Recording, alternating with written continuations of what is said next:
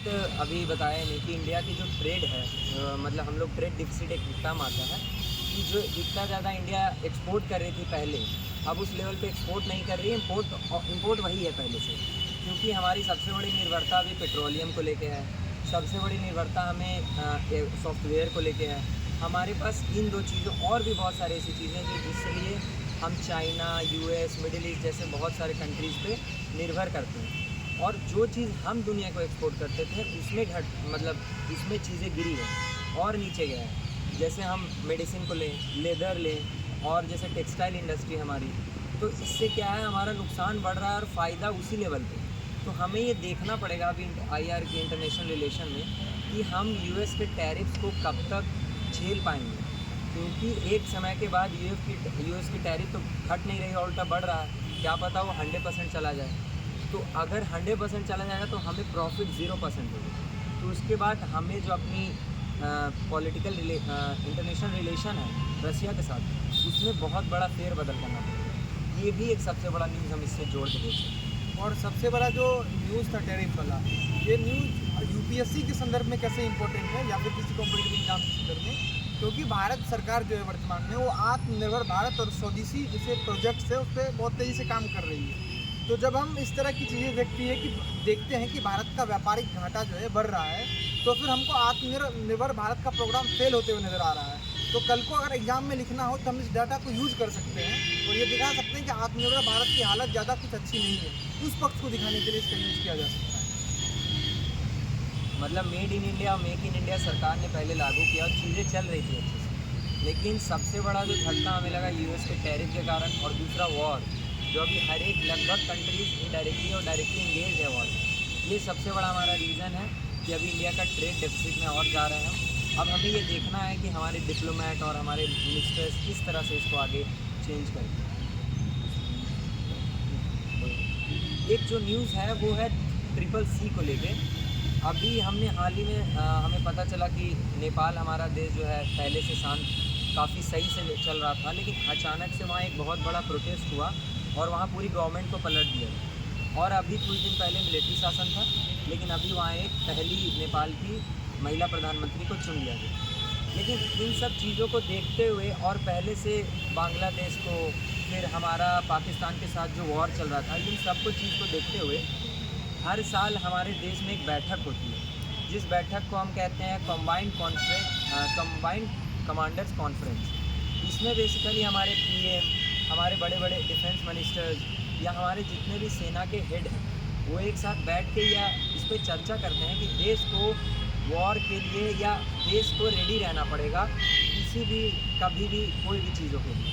क्योंकि अभी अचानक से इंसर्जेंसी आ चुकी है बगल नेपाल में। कभी हो सकता है हमारे देश में भी नक्सलिज्म बढ़ जाए पहले की तरह, या हाँ हो सकता है कि चाइना से हमला, क्योंकि चाइना या अलग जो भी कंट्री है, जब भी सेंसिटिव टाइम आता है, जब भी आसपास देश में कमजोरी होती है, तो उसी टाइम देख के हमला करती है। और कॉम्पिटिटिव एग्जाम में सर इससे क्वेश्चन कैसे पूछा जाएगा मैं वो बता देता हूँ।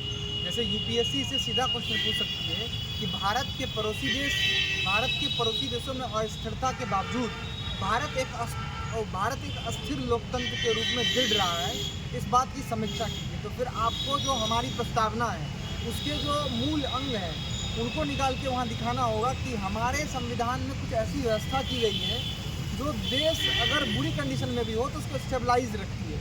तो यहाँ से क्वेश्चन आ सकता है। इसके अलावा प्रीलिम्स में तो बहुत सारे क्वेश्चन आ सकते हैं। जैसे हम लोग म्यांमार को ही ले तो आज भी मिलिट्री जुंटा के बारे में न्यूज़ आई है।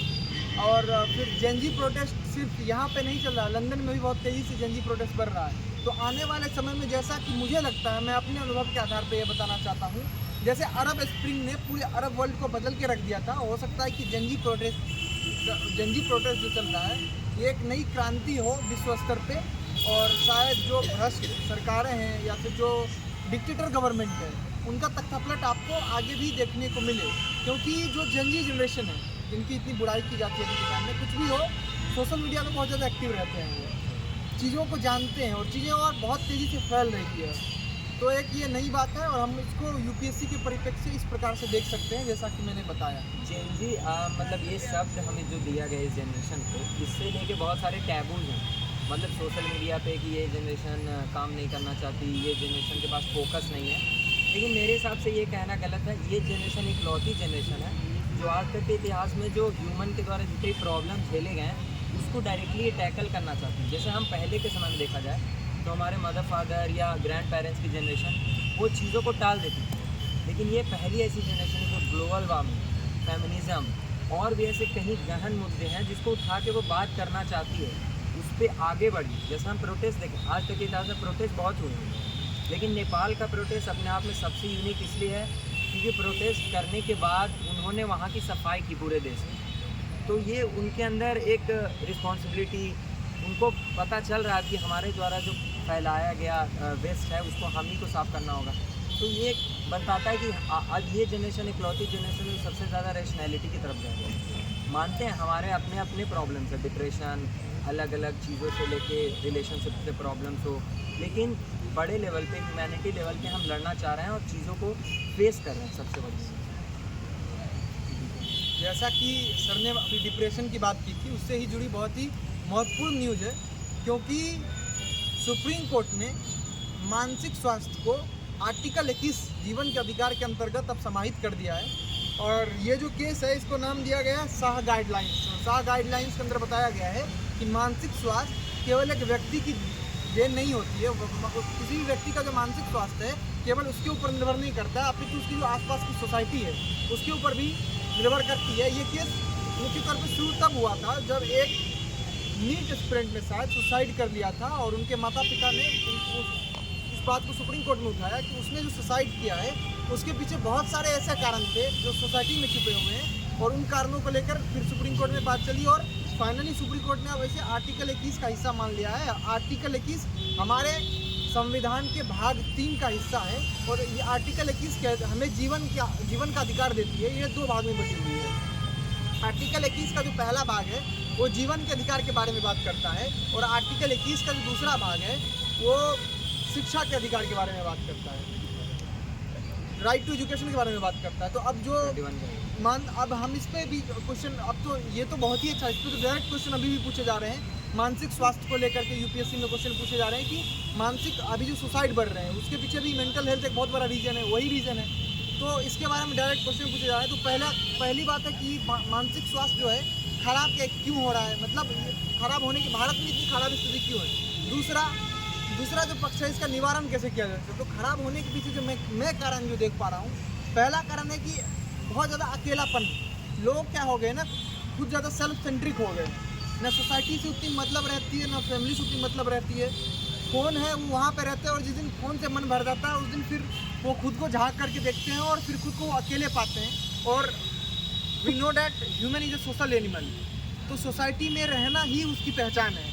और जब वो सोसाइटी कर, ये एक रीज़न है। दूसरा, हम इसमें एक धार्मिक रीज़न भी दे सकते हैं या ऐतिहासिक रीज़न ले सकते हैं। हमारे साथ जैसे हम राम का उदाहरण दे सकते हैं, भगवान राम जो थे वो दोनों स्थिति के लिए तैयार रहते थे। गद्दी अगर मिल गई तो अभी खुश नहीं होना है, और 14 वर्ष का वनवास मिल गया तो भी दुखी नहीं होना है। यानी बुद्ध जो मध्यम निकाय की बात करते थे, मध्यम मार्ग पर चलने की, हम उससे बहुत दूर हट गए हैं। जब हम किसी भी तरह का छोटे से छोटे कॉम्पिटिशन में पार्टिसिपेट करते हैं, हमारा पहला उद्देश्य यही होता है कि हम उसमें जीत जाए। और जब तक हमारा उद्देश्य जीतना रहेगा तब तक ये जो मेंटल इलनेस है वो हमें हमारे अंदर बरकरार रहेगी, जब तक हमारा उद्देश्य सीखना नहीं होगा। तो एक ये भी कारण हम देख सुप्रीम कोर्ट के द्वारा जो ये बयान लाया गया उससे बेसिकली यही कहना चाहते हैं सुप्रीम कोर्ट कि मेंटल इलनेस एक प्रॉब्लम है और इसे आपको मानना पड़ेगा। जो समाज में पहले कहा जाता था कि नहीं अरे यार घूम के आ जाओ, थोड़ा दोस्तों से घूमधारी नाटक कर रहा है, वो नहीं, ये एक प्रॉब्लम है, हमारी सोसाइटी एक्सेप्ट ही नहीं करती मेंटल हेल्थ। इसके लिए मेडिसिन की ज़रूरत है। तो सुप्रीम कोर्ट का सीधा कहना है कि जो कोचिंग्स हैं, कोचिंग्स को लेके उनका सीधा बयान है कि जिस तरह का हम इंफ्रास्ट्रक्चर हमारे एजुकेशन सिस्टम में है उसको बदलने की आवश्यकता है। सबसे पहले कि जो एक सक्सेस की ओर भागने की हमें एक लालसा है हमारे दिमाग में कि बस एक स्टूडेंट जो आया है दुनिया में उसको जॉब ही करने के लिए बना, तो नहीं, ऐसी कोई बात नहीं। और फीस स्ट्रक्चर, मतलब हमारे दिमाग में सबसे बड़ा बर्डन होता है कि फैमिली के द्वारा हमें इकोनॉमिकली सपोर्ट किया जा रहा है और उस पैसे का सही इस्तेमाल हम कर भी पा रहे हैं या नहीं। तो सुप्रीम कोर्ट के द्वारा यही कहा जा रहा है इस बयान में कि जो इस टाइप की प्रेशर जो स्टूडेंट पे पड़ रहा है ये उसका राइट टू लाइफ का सीधा वायलेशन है। और हमें ध्यान देके हमारे इंस्टीट्यूट की रिस्पॉन्सिबिलिटी बनती है कि हम इससे अच्छे से लड़ें और इसको माने कि एक प्रॉब्लम सबसे बड़ी है।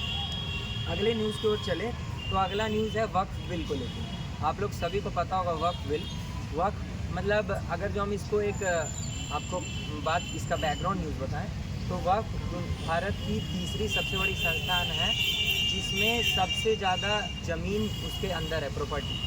पहला हो गया हमारा रेलवे, दूसरा आर्मी, तीसरा वक्फ बोर्ड। वक्फ बोर्ड मुस्लिम के द्वारा या अलग अलग, मुस्लिम ही नहीं उसमें डोनेट कर सकता, और भी रिलीजन जो भी डोनेट करना चाहता है अपना ज़मीन सोसाइटी के नाम पे या कम्युनिटी के वेलफेयर के नाम पे, तो उसके लिए एक वक्फ बोर्ड बनाया गया। वो बोर्ड का काम है उन ज़मीनों के कागज़ों को लीगलाइज करना, फिर उन चीज़ों को सही से करना वक्फ बिल का काम है। तो अभी चीज़ें यहाँ निकल के आ रही कि नया अमेंडमेंट हुआ हमारे पार्लियामेंट के द्वारा, तो उन्हें सीधा कहा गया मुस्लिम कम्युनिटी के द्वारा कि ये सरासर हमारे धर्म पे प्रहार है या एक रिलीजियस स्पेशल हमारे धर्म को टारगेट किया जा रहा है। तो सुप्रीम कोर्ट ने कहा ऐसी कोई बात नहीं है, लेकिन हाँ कुछ चीज़ें इसमें गड़बड़ी हैं जिसकी सुधार हम करेंगे, जैसे कि डीएम के द्वारा वक्फ बिल में कोई भी सुधार नहीं किया जाएगा। जो भी डिस्ट्रिक्ट कलेक्टर हैं, मैं इस बात को और भी स्पष्ट कर देना चाहता हूँ। ऐसा कहा गया है, पहले हमारे संसद ने यह फैसला सुनाया था कि अगर किसी वक्फ ज़मीन को लेकर के राज्य और वक्फ के बीच में मतभेद है और उस पर केस होता है तो वो सीधे ज़मीन पहले राज्य के अंतर्गत आ जाएगी। अगर मजिस्ट्रेट उस पर जाँच बैठाता है उस ज़मीन पे तो वो ज़मीन जो है सीधे राज्य के अंतर्गत आ जाएगी। तो सुप्रीम कोर्ट ने इस बात को काटते हुए कहा कि जब तक उस ज़मीन का फैसला नहीं हो जाता तब तक वह ज़मीन वक्फ की ज़मीन रहेगी, ना कि वो राज्य की होगी। और दूसरी बात कि पहले क्या हो रहा था कि काफ़ी सारे वक्फ के बाद ऐसा पावर था कि जिस ज़मीन का कोई ऑनर नहीं है या जिस ज़मीन का सही से प्रॉपर्टी का पेपर नहीं है उसको मतलब अपने वक्फ बोर्ड में मिला ले रहा था बिना किसी प्रूफ के, या कह सकते हैं एक तरह से पावर के दम पे। तो इन सब चीज़ों जितने आज तक केस हुए, केस को सब एक बार पार्लियामेंट ने लिया, फिर पार्लियामेंट ने नया अमेंडमेंट पास किया, लेकिन उस अमेंडमेंट के काफ़ी सारे जितने क्लॉज हैं उस पर सुप्रीम कोर्ट के द्वारा होल्ड लगा दिया गया है और सीधा कहा गया है कि किसी भी कलेक्टर के द्वारा वक्फ के ज़मीन के बारे में डिसाइड नहीं होगा। उसके लिए चीज़ें पेपर दिखाई जाएंगी, कोर्ट में जाएंगी। तो मतलब एक पहली बात तो उन्होंने कहा यह कोई रिलीजन पे प्रहार नहीं है, ये एक कह सकते हैं राइट टू, हमारे जितने भी हमारे देश के किसी की राइट है उसको लेके चीज़ें। तो वक्फ बिल पे जो भी सरकार पार्लियामेंट के द्वारा काम किया जा रहा है ये रिलीजियस नहीं है। हाँ कुछ चीज़ें जो गलत हैं उसको हम सही करने की कोशिश करेंगे। इस न्यूज़ में यही अगला जो न्यूज़ है वो जियो पॉलिटिक्स से रिलेटेड है और इस न्यूज़ के अंदर हम जानेंगे भारत के लिए खुशखबरी है कि जो कार्लसबर्ग ब्रिज का एरिया है, कार्लसबर्ग ब्रिज का एरिया जान लेते कहाँ है। आपने मैप में लक्षद्वीप देखा होगा और लक्षद्वीप से आगे जाएंगे तो अरेबिया और अफ्रीका का इलाका आ जाता है। तो जहाँ पे अरेबियन प्लेट और इंडियन प्लेट आपस में मिल रही है, यही इलाका जो है ये कार्लसबर्ग ब्रिज का इलाका कहा जाता है और यहाँ ये खनिजों से बहुत संपन्न इलाका था। तो भारत ने इस बात का दावा किया था कि हम इस क्षेत्र में खनन करना चाहते हैं क्योंकि वो क्षेत्र जो है वो क्षेत्र इंटरनेशनल वाटर जो है उसके अंतर्गत आता है। तो उस क्षेत्र में भारत को इजाज़त मिल गई है। इससे जुड़ी एक और चीज़ है निकेतन सी, मतलब निकेतन सागर। ये क्षेत्र कहाँ है? भारत और श्रीलंका के जस्ट नीचे, दोनों के बाउंड्री के बाहर, जो कि ये भी एरिया जो है इंटरनेशनल वाटर में आता है। तो इस एरिया में एक और है निकेतन सी के बारे में बात कर रहा था। निकेतन सी में पहले भारत ने दावा किया कि वहाँ कोबाल्ट बहुत ज़्यादा है समुद्र के अंदर। भारत ने दावा किया कि ये कोबाल्ट, इस कोबाल्ट की जरूरत भारत को है, तो ये कोबाल्ट का क्षेत्र है भारत को मिलना चाहिए। लेकिन चाइना ने इसे काउंटर करने के लिए, क्योंकि श्रीलंका की भी बाउंड्री वहाँ पे बेसिकली मतलब अभी हमें इंटरनेशनल वाटर्स में मतलब उसको खनन करने का अलाउ मिल गया इंटरनेशनल एसोसिएशन के द्वारा। ये बहुत पॉजिटिव है। दो सबसे शॉर्ट न्यूज़ हम कवर करके आज के संयुक्त समाचार को विराम देंगे।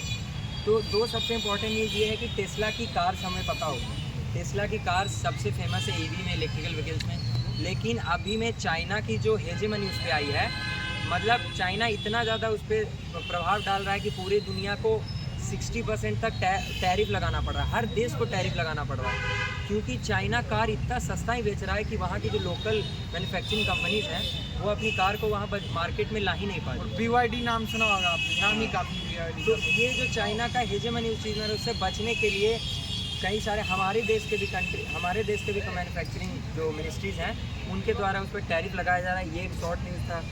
दूसरा है PIB के द्वारा आया है, जैसे रियल एस्टेट के बारे में हम लोग जानते हैं, फ्लैट्स खरीदना या बाइंग करना। तो एक अवेयरनेस सरकार के द्वारा की गई कि जब भी आप प्रॉपर्टी तभी खरीदें जब RER का टैग हो उस पर, क्योंकि कई सारे ऐसे फर्जी लोग होते हैं जो प्रॉपर्टी का फर्जी कागज़ बनवा के और फिर उस प्रॉपर्टी को बेच के आपसे बहुत बड़ा ज़्यादा पैसा देते हैं। तो इस चीज़ से सरकार ने बचाने के लिए एक टैग पहले से चलती आ रही थी, उसके लिए पोर्टल किया है, उसका नाम है United real estate regulation and department. तो इसी न्यूज़ के साथ हम आज के सहयोग समाचार को यहीं विराम देते हैं। कैमरामैन सुहाना के